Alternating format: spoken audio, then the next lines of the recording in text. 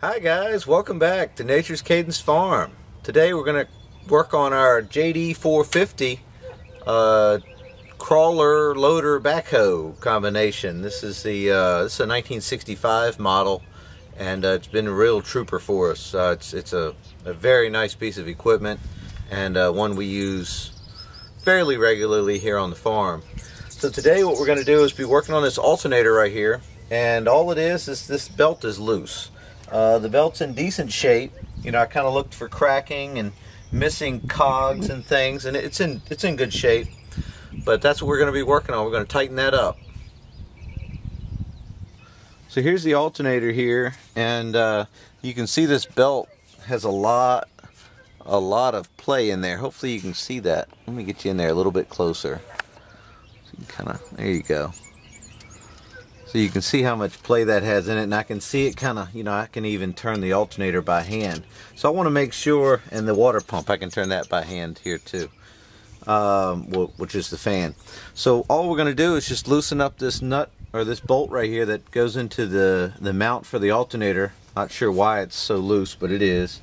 And then what we're going to do is we're going to pry over on it and put a little tension on it and then tighten it back up.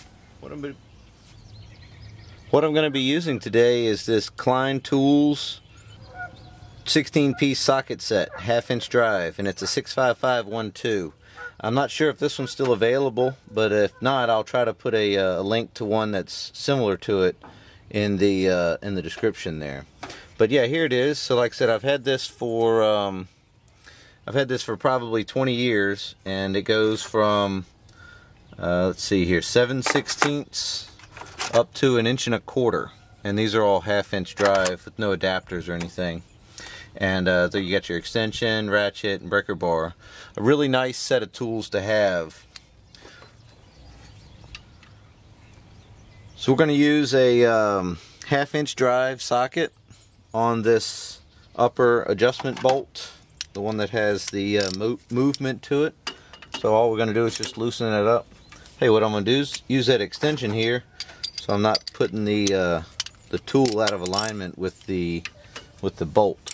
So there we go. We'll just loosen that up a little bit there, and then we can probably use this breaker bar here to pry over on something to try to get a little bit more tension on this. Looks like this stuff down here might be tight, so I'm gonna go ahead and loosen that up too. Looks like that's a little bit bigger than a 1/2 inch. Let's try a 5/8. Nope. 9/16. Alright. Here we go. Let's get that loosened up. Oh yeah. Looks like I'm going to need a backup right here. That looks like that's a 1/2 inch. I'll be right back.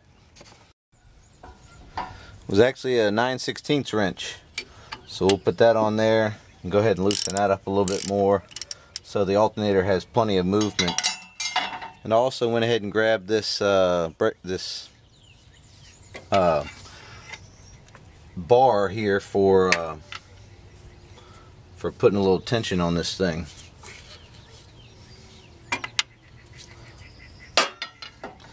Might have to loosen that up a little bit more at the top. Alright, now that everything's loose, here comes the tricky part of moving it and tightening the bolt all at the same time. Alright, so what I've got is this pry bar here wedged in behind the alternator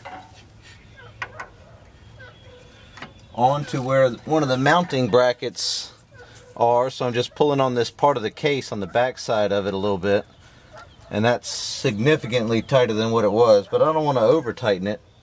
So now what I'm going to do is tighten down this 1/2 inch bolt on the very top where this adjustment is, and that'll help hold it in place right there, just like that. And then down below here we'll put our 9/16 back on our ratchet, and get our 9/16 combination wrench. Hold that right here, hold this right here, and tighten it all back down. Just like that. Good to go.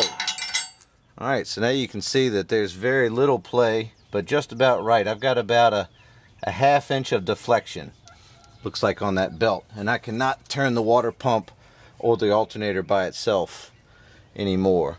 So let's go ahead and start it up and see what it looks like and see how it sounds.